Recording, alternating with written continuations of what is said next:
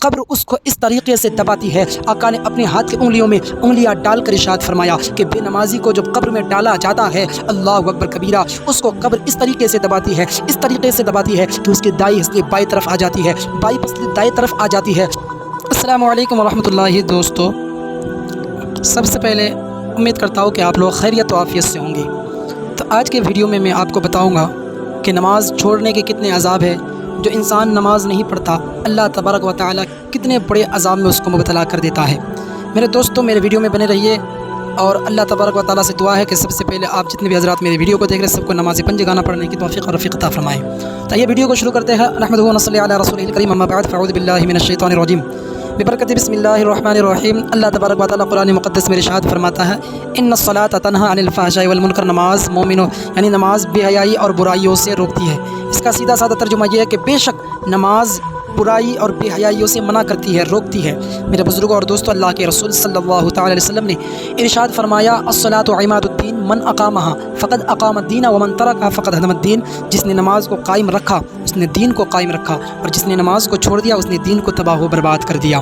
میرے کریم آقا کی دیوانوں، سنو، نماز ایک ایسی عبادت ہے جس سے ایمان روح خوش ہوتا ہے۔ نماز چہرے کا نور ہے، نماز قلب کا سکون ہے، نماز مومنوں کی معراج ہے، نماز جنت کی کنجی ہے، نماز دوزخ آتش جہنم کے لیے آڑ ہے، نماز میرے نبی کے آنکھوں کی ٹھنڈک ہے۔ میری کریم آقا کے دیوانوں، حضور پاک صلی اللہ تعالی وسلم کہ دیوانوں، سنو، میں آپ کو بتاؤں کہ نماز پڑھنے کی فضیلت کیا ہے، نماز پڑھنے سے کتنا ثواب ملتا ہے۔ میرے کریم آقا کے دیوانوں سنو، حضرت ابو ذر رضی اللہ تعالی عنہ، پتہ جھڑ کا زمانہ تھا، حضور پاک مدینے سے باہر تشریف لے گئے، بلایا، اے ابو ذر ادھر آؤ۔ تو ابو ذر سے حضرت میرے کریم آقا صلی اللہ علیہ وسلم نے فرمایا، حضور پاک نے ایک درخت کے ٹہنی کو پکڑا، اور پکڑنے کے بعد اس کو حرکت دینے لگے اور فرمانے لگے، اے ابو ذر دیکھو، اس درخت کے ٹہنی کو دیکھ رہے ہو کس طریقے سے پتے جھڑ رہے ہیں؟ حضرت ابو ذر عرض کرتے، یا رسول اللہ، ہاں میں دیکھ رہا ہوں۔ میرے آقا فرماتے ہیں، یہ مثال اس نمازی کے لیے ہے، یہ مثال اس انسان کے لیے ہے جو خداوند قدوس کے لیے صرف اپنے سر کو جھکاتا ہے اور 5 وقت کی نماز پڑھتا ہے۔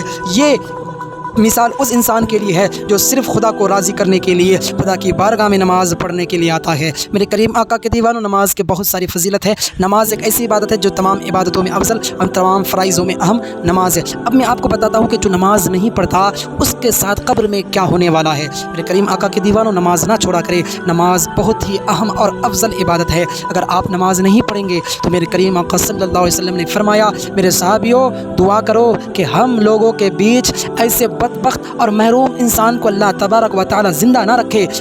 صحابہ کرام عرض کرتے، یا رسول اللہ، وہ بدبخت اور محروم انسان کون ہے؟ اللہ اکبر کبیرہ۔ میرے کریم آقا فرماتے ہیں، جن کے کانوں تک اذان کی آواز آئے اور وہ نماز کو نہ جائے، اس سے بڑا بدبخت اور محروم انسان کوئی نہیں ہے۔ میرے کریم آقا کے دیوانوں سنو، آقا ارشاد فرماتے ہیں، جب بے نمازی کو قبر کے اندر رکھا جاتا ہے، جب بے نمازی کو کفن و دفن کر دیا جاتا ہے، قبر اس کو اس طریقے سے دباتی ہے۔ آقا نے اپنے ہاتھ کی انگلیوں میں انگلیاں ڈال کر ارشاد فرمایا کہ بے نمازی کو جب قبر میں ڈالا جاتا ہے، اللہ اکبر کبیرہ، اس کو قبر اس طریقے سے دباتی ہے، اس طریقے سے دباتی ہے کہ اس کی دائیں ہستی بائیں طرف آ جاتی ہے، بائیں ہستی دائیں طرف آ جاتی ہے، اللہ اکبر کبیرہ۔ آقا آگے ارشاد فرماتے ہیں، اس کے قبر میں ایک اژدہا مسلط کر دیا جاتا ہے۔ اس اژدہا کی طاقت و قوت کا عالم یہ ہے، اگر وہ ایک مرتبہ ڈس لے تو وہ 70 گز زمین پہ گھس جائے، دھس جائے۔ میرے آقا کے دیوانوں، آپ اور ہمارے اندر اتنی طاقت نہیں کہ ہم اس اژدہا کے اللہ کے عذاب کا مقابلہ کر سکے۔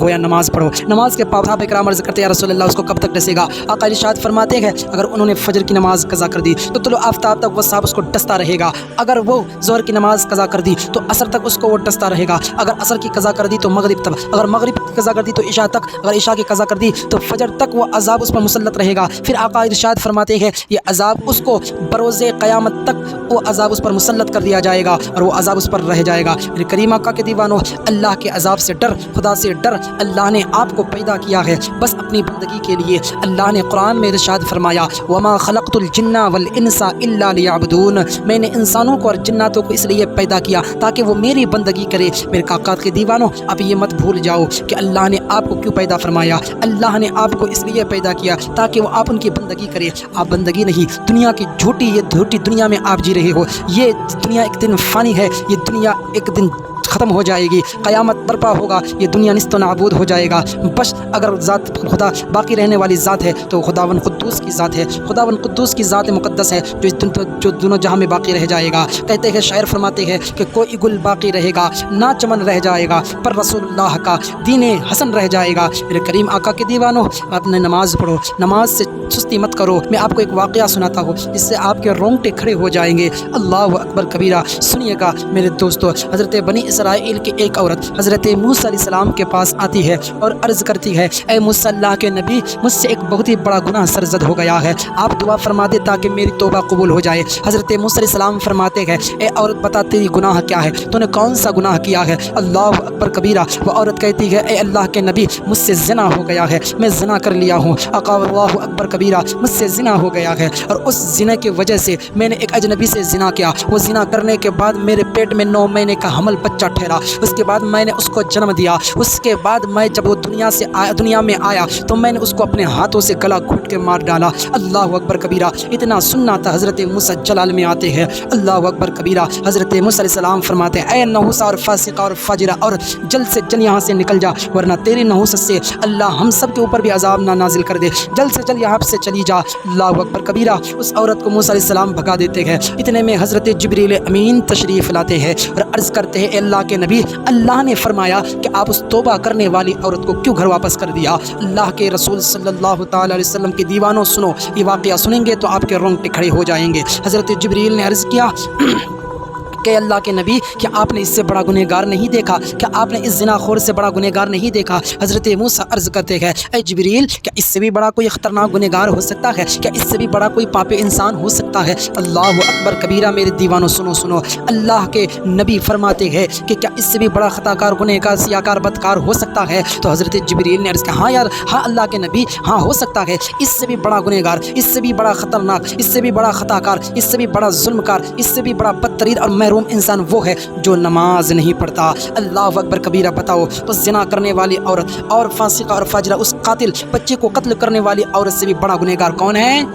وہ انسان جو جان بوجھ کر نماز چھوڑ دیتا ہے، جو نماز نہیں پڑھتا۔ میں اتنا ہی کہوں گا میرے دوست، نماز پڑھو، نماز آپ کے اوپر فرض ہے۔ اگر نماز نہیں پڑھیں گے تو کل بروز قیامت اللہ ضرور تم سے پوچھے گا، بتا تو نے ظہر کی نماز کیوں چھوڑ دی، بتا تو نے عصر و مغرب و عشاء کی نماز کیوں چھوڑ دی، فجر کی نماز کیوں چھوڑ دی۔ اللہ کے رسول صلی اللہ علیہ وسلم فرماتے ہیں، جو نماز نہ پڑھے کل بروز قیامت وہ میرے ذمے سے نکل جائے گا، میں اس کی ذمہ داری نہیں لوں گا۔ بتاؤ، اگر خدا کے رسول ہم ان کے ذمے سے نکل جائے، کون ہے جو ہماری شفاعت کرے گا؟ کون ہے جو جن کے در پہ ہم جائیں گے؟ میرے کریم آقا کے دیوانوں، آج وقت ہے، آج آپ کے روح میں جان ہے، آپ کی جان میں روح ہے، آپ کی جان میں طاقت ہے، آپ تندرست ہے، آپ سلامت ہے، اللہ نے ہر چیز سے آپ کو نوازا ہے، مگر خدا کی ناشکری نہ کرو، خدا کی بارگاہ میں توبہ کرو اور نماز ضرور سے ضرور پڑھو۔ یہ مت کہو کہ اگلے دن سے پڑھیں گے، کل سے پڑھیں گے، پرسوں سے پڑھیں گے۔ کتنے نوجوان ایسے ہیں جو یہ کہتے تھے کہ ہم اگلے سال سے نماز پڑھیں گے، اگلے ہفتے سے نماز پڑھیں گے، وہ تو نوجوان قبرستان میں لیٹے ہوئے ہیں۔ کتنے بزرگ ایسے تو کہتے تھے اگلے جمعے سے نماز پڑھیں گے، مگر وہ ان کی قبر قبرستان میں پڑی ہوئی ہے،